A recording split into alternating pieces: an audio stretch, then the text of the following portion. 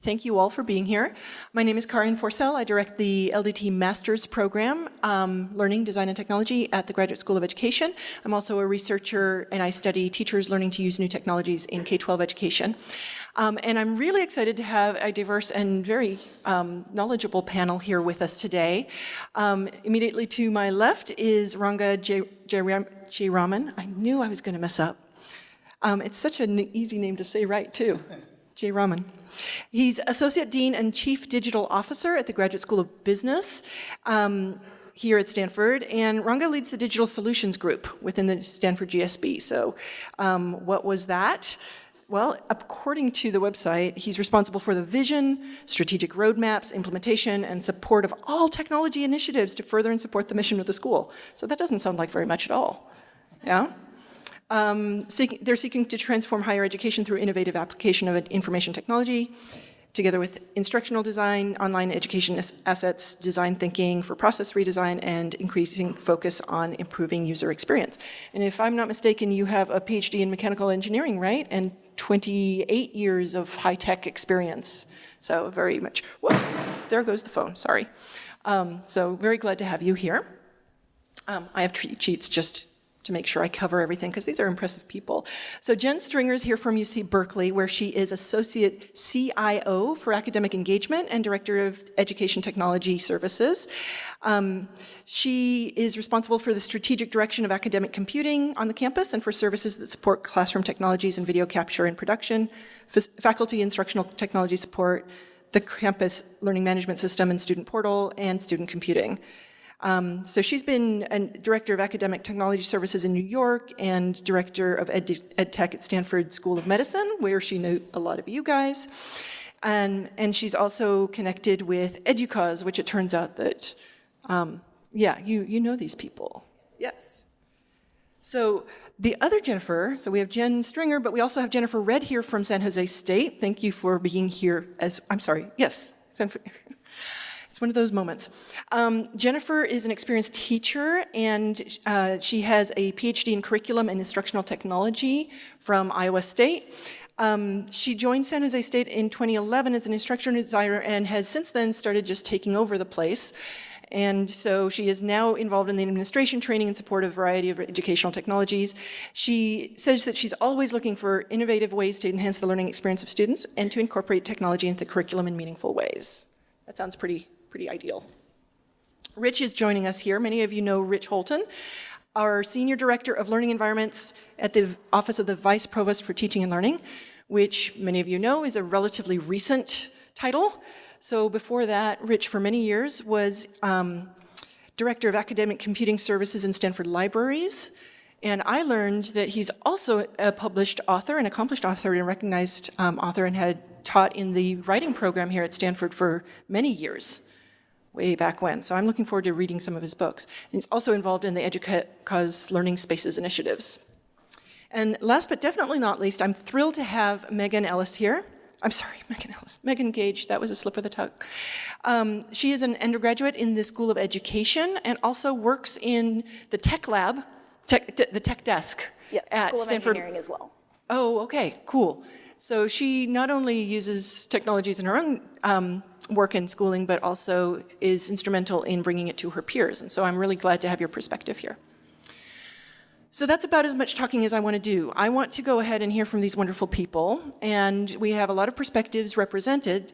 We're going to start off with a question about sort of taking this discussion to the high level of what do you see as the opportunities for university leaders to involve technologies, new technologies, digital technologies in the business of the university at all its levels, from instruction to all the infrastructure and the business of the university. And so let's see, who would like to take a start? May I ask Jen? You're looking at me. That's what happens when you look. That's what when you look at the teacher, you get called on. Okay, Jen, would you start us off, please? Well, I actually think that there are a lot of opportunities that everybody probably sits in and says, so this is an easy question. Certainly, technology is becoming more readily available. I have to say that from my perspective, the fact that data is getting bigger and storage is getting cheaper. So I'm going to take it sort of from a different perspective and not just the teaching and learning side.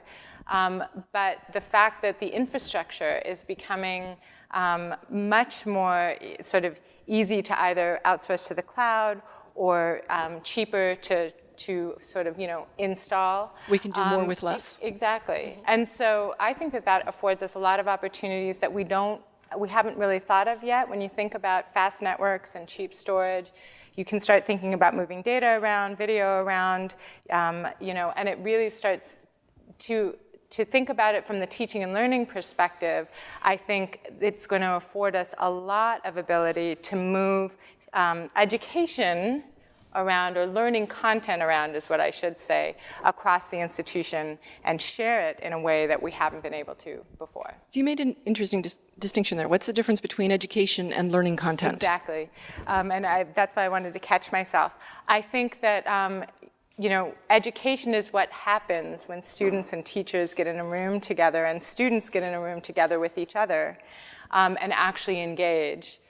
We provide all of the tools that can support that, but the actual education and learning happens through the interaction and engagement with great content. And I think that a lot of what we do here as academic technology folks is think a lot about how to create great content, how to work with faculty to think about applying technology in pedagogically sound ways. But the learning happens, one-on-one, person to person, right? Cool. Jennifer, what are you thinking of? Yeah, so I would agree with the teaching and learning aspects of best practices are what we should be sharing with our university leaders. It's not about just, using the best, newest thing. It's actually looking at the research behind it.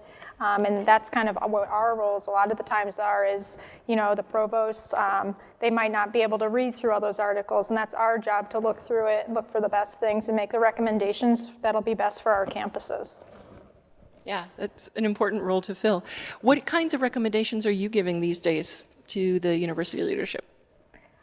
So one thing we find really important is accessibility of the course content. And so, we're trying to develop practices on our campus for any media materials that are generated, as well as any documentation that gets posted to make sure it is accessible. As well as there's a lot of different, technologies out there, and sometimes faculty members might get approached by different companies, and it's important for these companies to go through us as we require, VPATs and make sure that it is available for all of our students. So that's kind of one of the top issues we're looking at. Checking out that they actually comply with laws and things like that along the way. Mm-hmm. Yeah, that's important.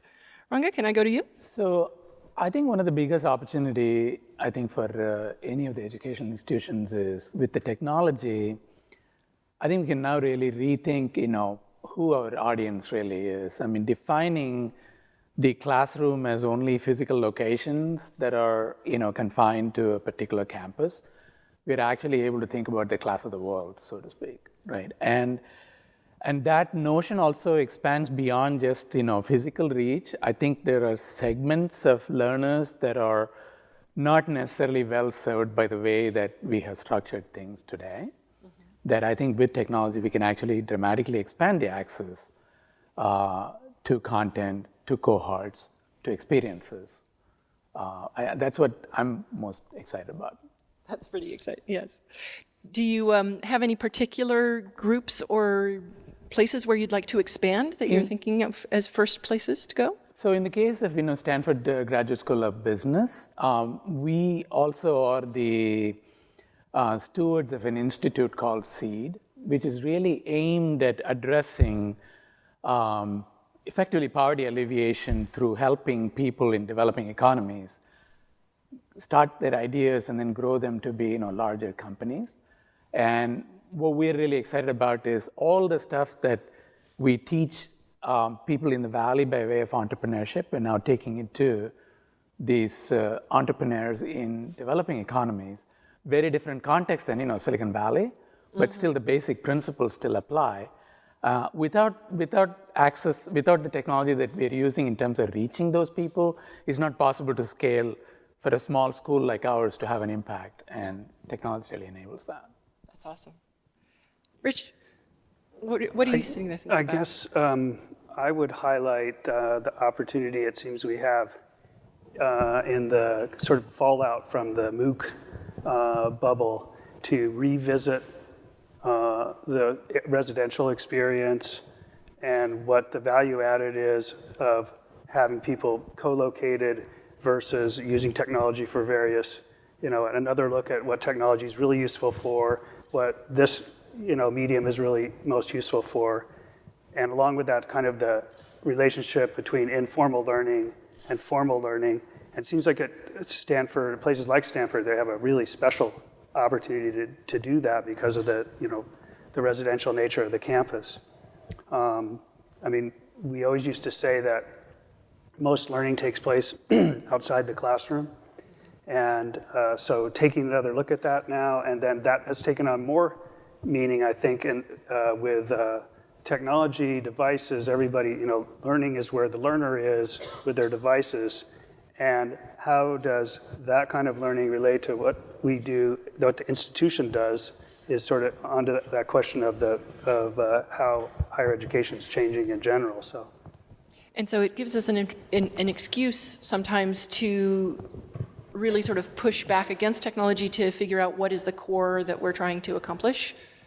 Well, you use each medium for what it's, for what it's best at, and revisit those questions, which have been the questions all along, but now it's like I think a refocusing on those questions. Mm-hmm. Absolutely. Yeah, the challenges about, is this really what we want to be doing? Is this core to what we're doing? Have been around since Plato, right? And, text. Oh my goodness, people are going to stop remembering things because they're going to write it down, right? Same questions coming back over and over again. And all the stuff that people are learning, outside it's in the hallways, it's in the dorm hallways and in the outdoor spaces and so on where students do that kind of meta learning and synthesis of ideas. How does that relate to what happens in the classroom? So somewhat different ends of a spectrum, but still very challenging things. What have we missed, Megan, or what do you see from the student's point of view as the opportunities? I see, I guess, two main ones. One is first informing students of not only the technology and resources that are available to them, but how to properly utilize them to their full capacity. A lot of the interactions I've had with students on campus, particularly because I'm experienced with the technology that's available not only at our tech lounge, but like in our dorms as well. A lot of students respond with, I didn't know that was available, or what is that even used for? Right. And I think we're missing a lot of the full potential of what we're spending money on if people don't know how to use it. The second one that I would say is integration in just administrative experiences of students. So I would, I guess, wager that going to the financial aid office, for instance, hasn't changed for a student that graduated in '95 and a student that graduated in 2015. The difference is we might be able to have a computer that has the receptionist send an email to the person in the financial aid office to let them know that someone's there. Whereas a lot of the interactions in a lot of the administrative spaces on campus have remained stagnant even though technology has progressed, and that in itself has started, I guess, serving as more of a burden on students on campus because we know what is capable and what is possible, but that progress hasn't necessarily been achieved or fully utilized. So you bring up a really interesting point, right? And that actually feeds right into my next question, which was sometimes technology is not an unmitigated boon. There are challenges that come up with technology. Sometimes there are unintended consequences. And just this weekend, The Atlantic had an article about, is technology changing our sense of community? And my nephew was just writing a persuasive essay on this topic. It's like, well, yes and no. Do you have to think it's all one or all the other? It depends, right? But we need to think about what are the benefits and what are the drawbacks and sort of what are the costs and the trade-offs when we start using technology. So my question for everybody then is, what are some of the challenges or the gotchas that we need to watch out for as we're talking? And I know, Jennifer, you had some things that you were telling me about, some concerns about what happens when we start using technology at scale. Right, so I guess some of the concerns can be academic integrity is kind of a major issue. So if you're having students completing activities online, how can you make sure it's the actual student that's completing that work? And so on our campus, we're really working towards utilizing more applications to ensure that, especially for our fully online type of courses. I think if you were here earlier, you might have seen Respondus Lockdown Browser and Respondus Monitor, and so that records a student taking an exam. And then also for more high stakes type of testing, we utilize ProctorU, so that has someone watching them. So, we want to think about ways to ensure that, the students that we're giving credit for, we're giving them ease of access for being at their own location, but we don't want, I don't want someone else taking, all the quizzes and things for me, and then I didn't really get any value out of, my educational experience.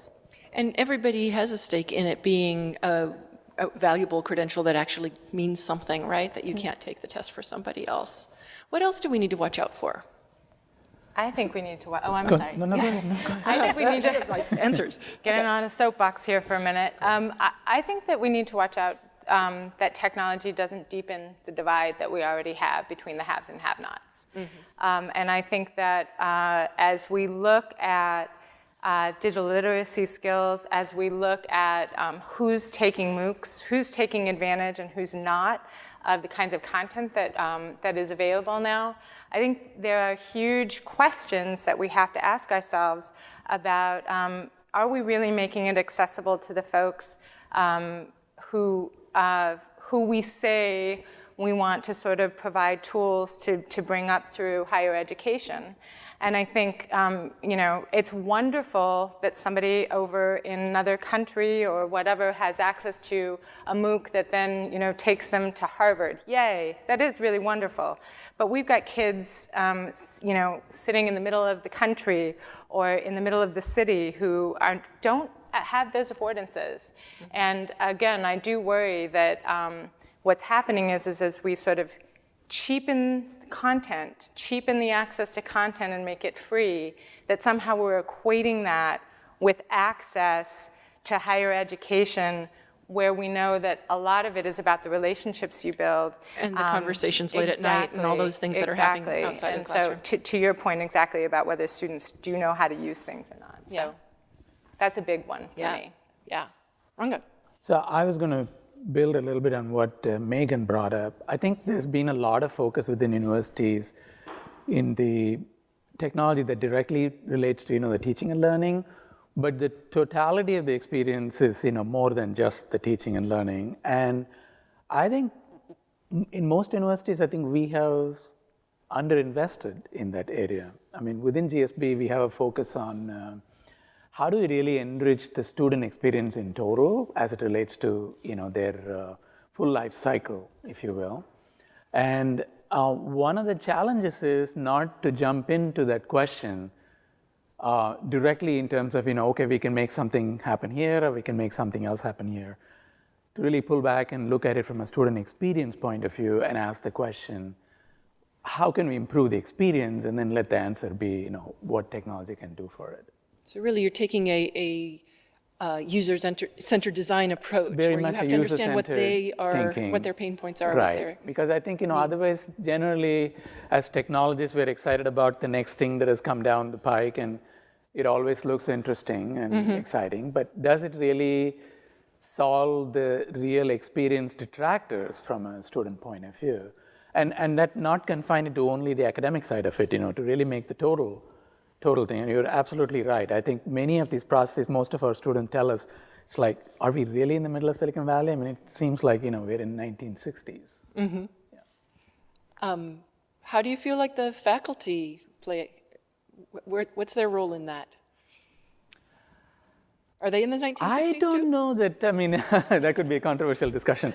I don't know that the faculty are paying as much attention to the broad student experience. I think faculty seem like they're focused upon, their classes, their classrooms, and the students that they interact with. I think this is more, my point is that the administrative side of the university plays as much of a role in terms of how good an experience that the student has gone through. And I think we can do a lot better there. Okay. I'll just give one example. It is only just about a year ago that Stanford decided to move away from the prior learning management system to something like Canvas, even though a learning management system seems to me is like one of the core part of a student experience. Yeah. But it's taken us quite a while before we made that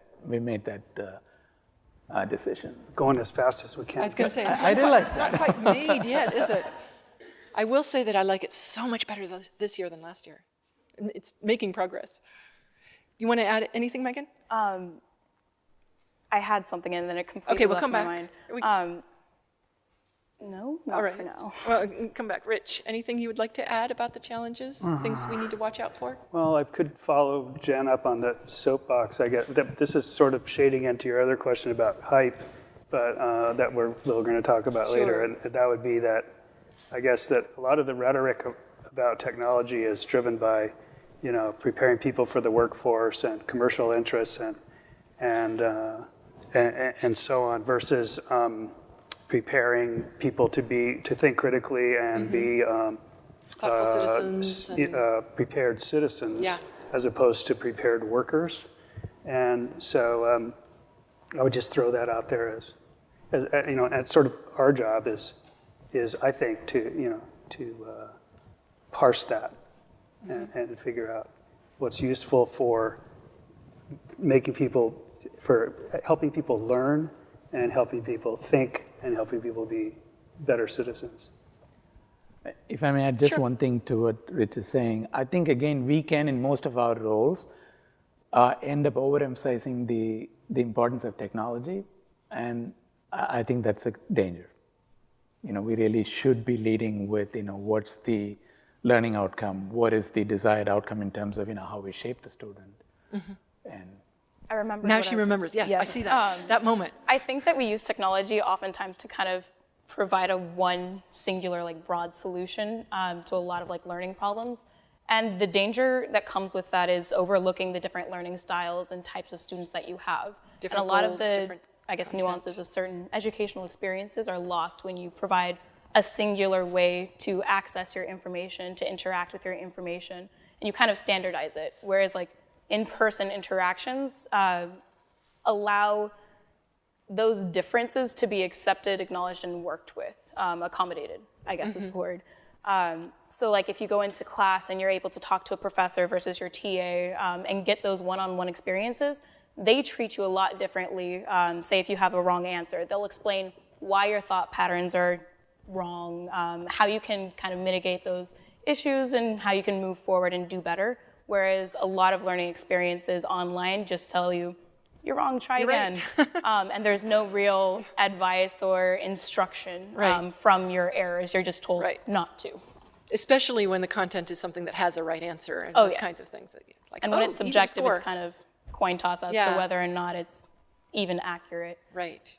Well, then crowdsourcing gets interesting. So I'm going to ask one more question, and then I'm going to offer you the opportunity to ask some questions, and there will be microphones here set up, so start getting your ideas in order. But I'm going to ask you one more question, which has to do with the needs that you see that could potentially be solved by technology. Because we just said that we don't want to basically throw technology at something that doesn't need it. But there might be some enduring issues, challenges that, who knows, maybe technology could help us solve. Any thoughts about what some of the problems for learners, for instructors? Jen, you started out with talking about the infrastructure, the administrative kinds of tasks that we have to engage with for a good quality experience as a university. Where are some of the pain points that we might actually start trying to address? Thoughts? So one area that I would suggest is, again, something that Megan brought up. I mean, the learning styles are different. If we look at a simple concept like time value of money, there are people who can look at the formula of time value of money and they absorb that. But then there are, in our MBA program, we have so-called poets and quants. The quants are the ones who will understand the formula readily. Techies and fuzzies? But the poets require a different mode in which to help them internalize, what the time value of money is. And we have been thinking about, can we take a given concept and really provide multiple ways in which the same thing can be communicated. For example, in this specific example, maybe you could provide a an oracle, an interactive oracle, so to speak, with which the poet can interact with, motivated by a set of questions, and it responds to them in a way to sort of help drill down how actually time value of money comes about, as opposed to the other one where, sigma 1/1 plus all of those formula type of things. This is speaking to the theme that's been coming up here about access and equity, which is really quite nice, Right. and a broad access to quality learning. Yeah, I think to your point again, Megan, the administrative minutia that students have to go through just to register for a course or to fight for their refund if they need it or whatever, access the Student Health Center. Specifically at Berkeley, my group has built a student portal on top of very old student information systems. So the infrastructure sucks right now. Yeah. But what we have done is we've created a unified user experience that actually brings in the learning management system. It brings in all of the Google Apps for education. It brings in all the financial data. But what Single sign-on. It is. But and what we've done is really focus on the student experience. Nice. And so it was user experience designers that spoke with students and actually created what they called journey maps of the student's experience from the very beginning of registering to all the way through the end of taking a course and figuring out where your finals are. And that is so important, and that's the personal touch piece.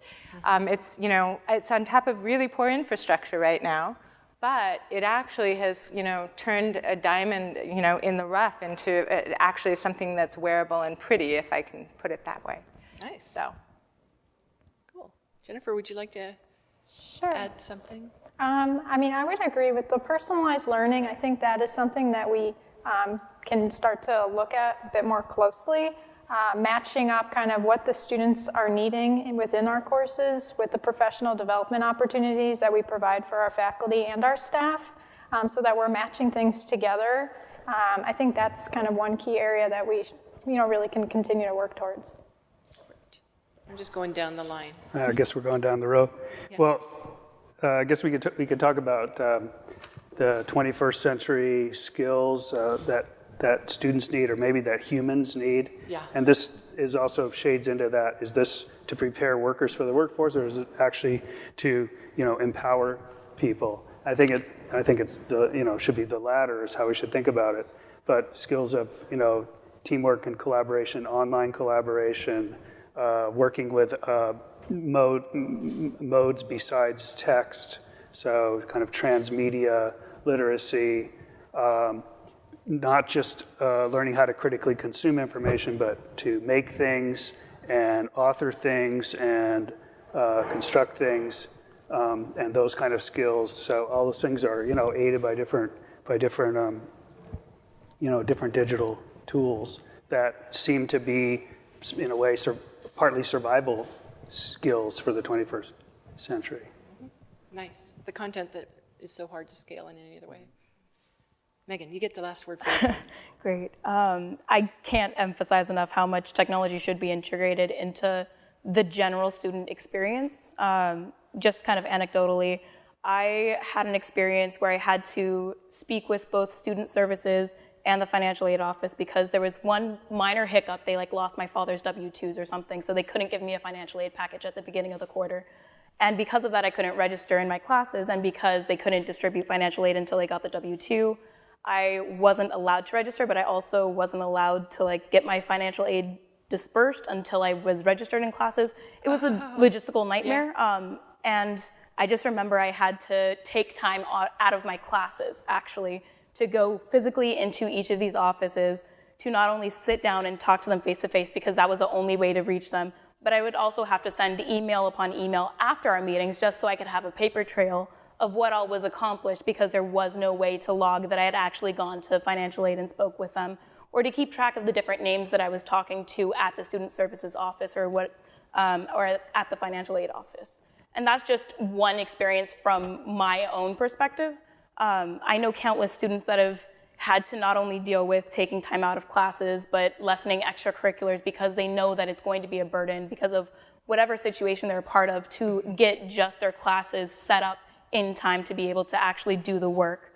And I think that honestly it affects certain populations of the campus also much More higher than others. than other, I guess, populations, depending on who needs to actually go to the financial aid office, depending on who needs to talk to 2 different departments within Stanford to figure out that both of their majors are required, and then talk to the UAR separately to kind of make sure that all of their requirements for graduation are set up properly. And there's a lot of communication that could be streamlined and made a lot easier, and a lot of experiences, honestly, on campus if we were able to find technology that's used to enhance the learning experience and not just the learning. And a strong piece of what you're talking about is about everybody working together as a team. Yes. You know, and not being separate organizations within the university. Yes. That's really an important point. All right, so you've got these 5 fabulous people to answer your questions. What would you like to know? So let's see, Kenny's got the microphone. You want to? What is your overall thoughts on process reengineering? Because a lot of times we talk about technology. Technology should be the last thing we talk about. So in all of your spaces, what do you think about when you think about user-centered solutions? And where does process and architecture and systems integration, but also fixing those manual problems and getting people to talk to each other, where does that come in? And how much further in advance should we start thinking about that? Who wants to start? I would say it begins even before the students apply to our university. You know, that's their first experience that they're having with any of our campuses is filling out that application. So we would want to first revisit the application process. Is it clear? Is it seamless? Probably the next step many students take is to come tour a campus or contact, you know, other, you know, departments or colleges. So you want to make sure, that's where I would say the starting point is to, you know, thinking about the process would begin right there. How's the application process? You know, even with the recruiters that are at the different fairs and things like that, I would start there. Yeah, culture change is hard. And I think that that's what you're talking about, and you hit on it with the, it's really about getting people to talk to each other and work together. Work together and everybody being in one place. And business process change is really hard, and I think what happens a lot of times is we get a fancy new shiny object, as was spoken about in the keynote this morning, and we think that that's going to solve the problem, and it's a shiny new piece of technology, and this new student information system, or even our new portal or whatever it is going to solve the issue, when the issue is really about process change and culture change. And so you are right, it needs to be what we need to focus on. Unfortunately, usually we're investing in the tool and we don't invest enough in the process change and the culture change. And that's a real problem, and I hate to say it, but I watch it happen over and over again at multiple institutions with big projects where we're spending $86 million on a new piece of technology, and we forget about all of the other pieces. Megan, you had your...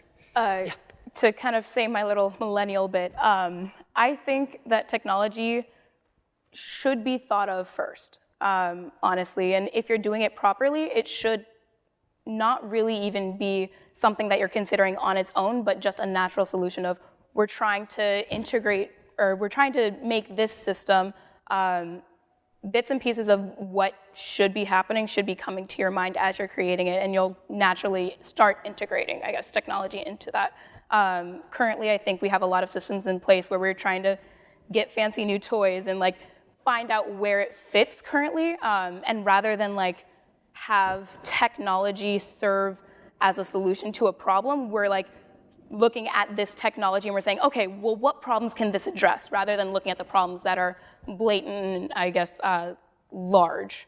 We're not addressing them properly at all, I believe. So where does that happen, though? Because somebody has to play with it, right, and figure out what it's good for? How does that happen? So, I mean, when I came to Stanford about 5 years ago, I mean, one of the reasons I wanted to come into higher ed is it seemed to me that what happened in the 80s and the 90s and subsequently in terms of reengineering in most of the industry sectors, there were two that largely escaped that type of rethinking. One is higher education, the other one was healthcare.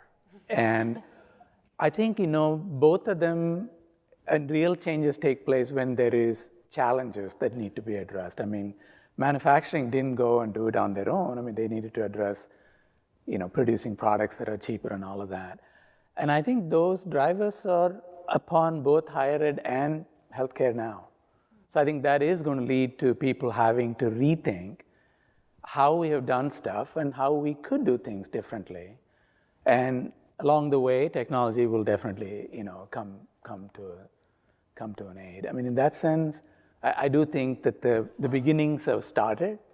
I mean, if you look at business education, the enrollments in 2-year MBA programs are by and large down, except for like 2 or 3 schools. Stanford, Harvard, maybe one more school. So when you have schools, universities having to face that type of shift, then they have to begin to think about, how will I do differently? If it's a state school system, well, the governors don't give all the money that, you actually need to run the thing. Or if it's a private university like Stanford, if the markets don't do well, that sends a signal for us to rethink how we're doing things. And I think it has begun. Great question. Next.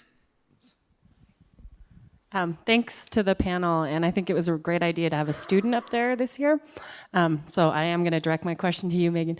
What piece of technology do you consider as part of your Stanford experience to be the most beneficial to you, whether it's educational or just overall? Hardware or software? Clarifying yes. question. Oh, I guess either. I mean, what do you think impacted Provided you? by the campus or just in general? Well, Answer I was both. thinking provided by the campus, but if it's not provided by the campus, that would be interesting to know as well. Well, I'd say just the computers. That's the blatant, plain answer. You have everything online. You need to be able to access it, and having computer clusters, especially on Stanford's campus, in the dorms is a great help, just because it guarantees that every student has access to the resources that they need to complete assignments, to learn on their own. And I'd say that being able particularly to have as many resources and programs on those computers as possible. I'll slip you the $20 later. Oh, yeah. Yeah. So what did Rich just say? Yeah. I said I'd slip her $20 later. Yeah, exactly. For that. So for instance, We on maintain those clusters. So, Oh, yeah. On Stanford's campus, we have computers that dual boot into Windows and Mac partitions. We have some basic programs loaded on all of our computers around campus. And I think that one place that we can go even further is to look at the classes that students are actually taking and looking at the programs that are required, and always constantly updating. And I know that we are currently always updating, but just being able to touch base with students in different departments so that we have a wide array of things that are generally made available to students, whether it's you need Photoshop for a certain class, or you need SolidWorks for a certain class, or you want to learn how to use Final Cut Pro on your own, being able to have those ready for you to use at any point in time. I want to piggyback on that, and I'd say in addition to the actual computers, having people like the residential computer. Yes, are you one? Yes. So also, I have been a residential computer consultant for 2 years, and I also taught the class to train the residential computer consultants for 2 years. And so being able to also have someone that lives in the dorms that's able to not only solve problems on the technology that's provided by the campus to the students, so if your computer in the cluster isn't working or if the printer's not responding, et cetera, they're responsible for fixing it and making sure that that equipment is ready to use for all students. But they can also help troubleshoot any equipment problems that you have with your personal devices, whether that's your cell phone, whether that's your laptop or your Raspberry Pi, or whatever you bring to them. I think accessibility to the resources and the people that can help you use them, definitely without a doubt invaluable.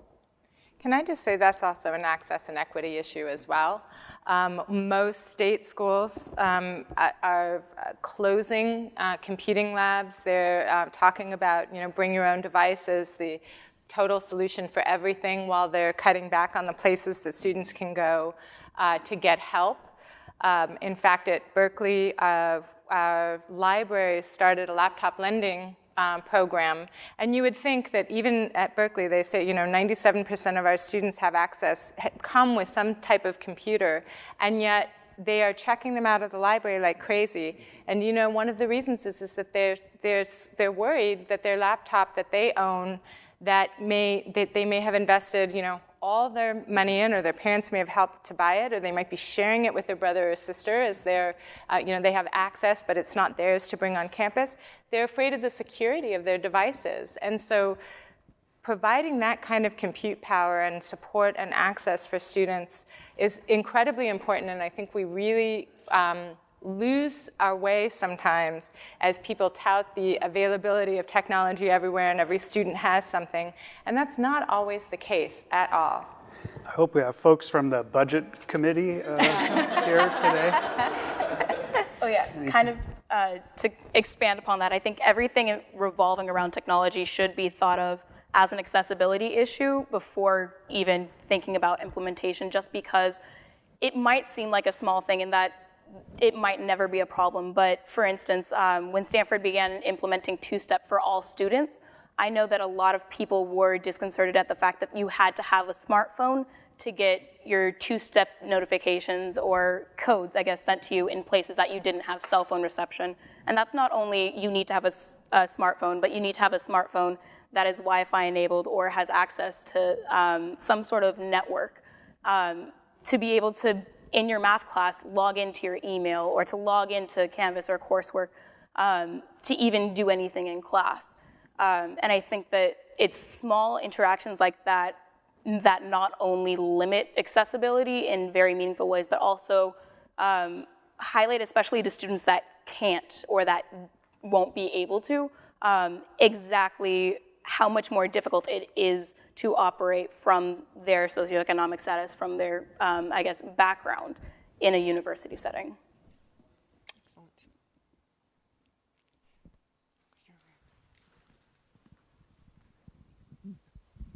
Again, great panel. I'm also going to direct my question to you, Megan. It's great to hear from students. I'm from UC Berkeley. I run, among other things, our ResComp program, so it's great to hear that you're an RCC, yay.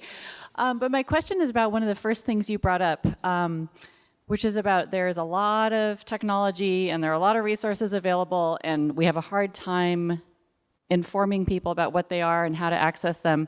So from your student perspective, what are the best ways to let people know about what resources are available to them? It seems like we have a million websites, so if we tack up another website out there, it's just one more site people have to navigate. So what are the best ways, from your personal perspective, that we can do a better job of kind of sharing the resources that are out there and getting students to be more aware of where they can go, what they can learn, what they might find in a different space, et cetera? I think classes, honestly. It sounds very cliched, but not only classes, utilizing the students that you have at your disposal, whether that's within your residential experience, so like RAs, community managers, kitchen managers, financial managers, your RCCs, letting the student staff know what's available to them, and casually it'll be brought up in conversation without a doubt to other students. Going back to the classes, we recently got a 3D printer as part of a Create space in our tech lab. And I believe every so often we have an actual class centered around how do you 3D print, what file types, how do you make those file types, et cetera, are accepted.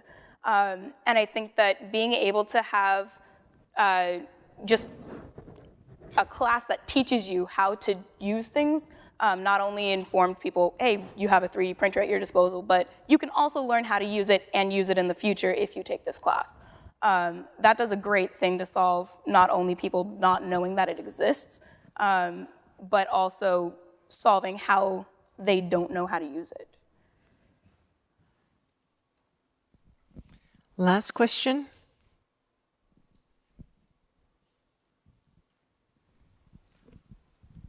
So I'm not sure how to ask this. It sort of synthesizes things I've been thinking about the whole time, but you talked about there being different channels. This is to all of you. Different channels of learning. People learn in different ways. And then there's the accessibility issue of, like, you know, who's at risk, who's not, who has all the devices in the world and who doesn't. And then there's like people that self-learn, people that want to learn in the class. I've been doing this for a long time, and my main struggle when I try to generalize, like if I was at a conference and say, this is what we should do, is I'm just shocked about how many different ways people come to be literate in this. And it's usually something they want to do, and they really want to do photography or 3D print or make a website, and that drives them to learn the rest. Or they have a business and they have to figure it out. So if you learn grammar because you learn a foreign language, and the grammar I'm making analogous here to the tool, you learn something because you're trying to go somewhere else. What kind of projects or missions, or what would motivate people? See, you're self-motivated, you're really interested in this, so you just thought, I've got a 3D printer, somebody teach me how to use it. But there's other people that don't do that. So what do you do to motivate people to learn about technology? Any of you, or all of you? Or do you? Well, I mean, part of that does, I think, get to the more traditional parts of the curriculum, which is, and again, it's also a faculty sort of issue as well, but integrating those types of tools into, you mentioned missions, into the curriculum. So the goal is to digitally journal and reflect. And in order to do that, you have to become proficient at creating some sort of digital media, whether it's a video or taking images and pulling it all together so that you can contextualize the media and actually reflect on it in a meaningful way. But that means also working with faculty members to encourage them to think about the digital literacies that students and others need to have and find ways to back that into the curriculum. So I think that that's one way. It's not the only way, but certainly that's one way of ensuring that students get some sort of media literacy or digital literacy infused in their experience. Yeah, I mean, I think it's about motivating people to do something, and then if some digital tools can be seen to be helpful to do that particular thing, then it's part of it, rather than trying to motivate somebody to learn a particular technology it has to be in a context of doing something else that you want to do, and be seen to be a useful tool for doing that.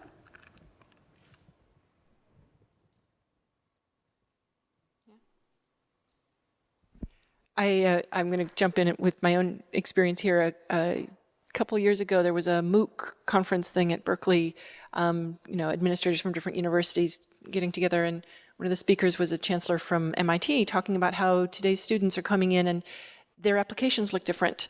And they're not saying, I want to be an engineer, or I want to be, fill in the blank technical thing they teach at MIT.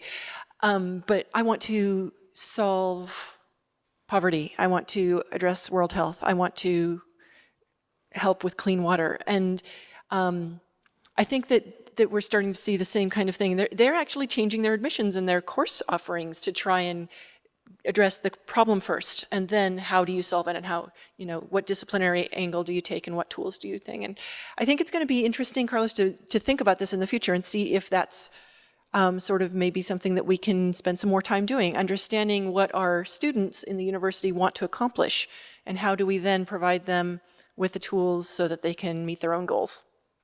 So it'll be interesting to see. So it's time to wrap up, and I'm going to go ahead and ask you each, and I'm going to start with Megan this time and come back this way. But basically, is there one thing that you want everybody in the audience to walk away with as sort of like the message you want them to take home today? I would say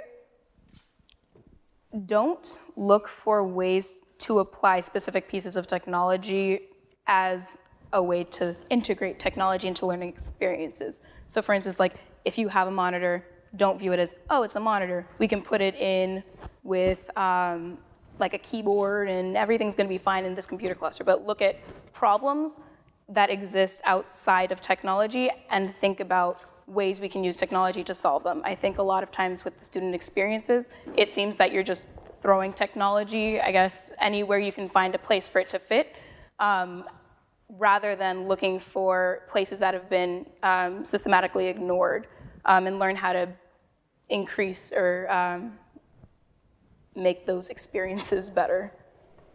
Thank you. Yes. Yeah. I don't know, I guess I would say robots and artificial intelligence should do things that humans are not good at doing, like driving cars, maybe. And humans should do things that robots and artificial intelligence are not good at doing, like being creative.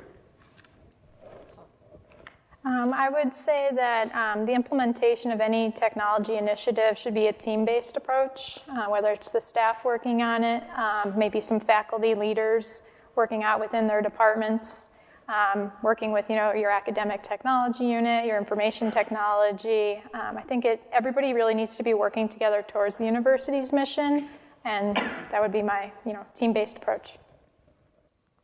I would say mind the gap. So whatever your next project is that you're working on, whatever the next technology is that you're looking to employ in your roles, is it widening the gap? Is it lessening the gap? And by gap, I mean all kinds of things from accessibility around disabilities and people who different learning styles, as well as whether or not people can afford to do what you're employing. So mind the gap. I would say experiment, meaning probably not look at any given thing as a final answer, but it is a means to sort of learn more, deepen the understanding, and all the while keeping a perspective of, is it improving the experience? Is it really improving an outcome? But be bold and experiment. Know what your outcome metrics are so you can experiment to know if it's working or not. Yes. You can experiment with that too. Yes. Well, thank you all. I really appreciate it. And please join me in thanking our panel for their time and efforts today.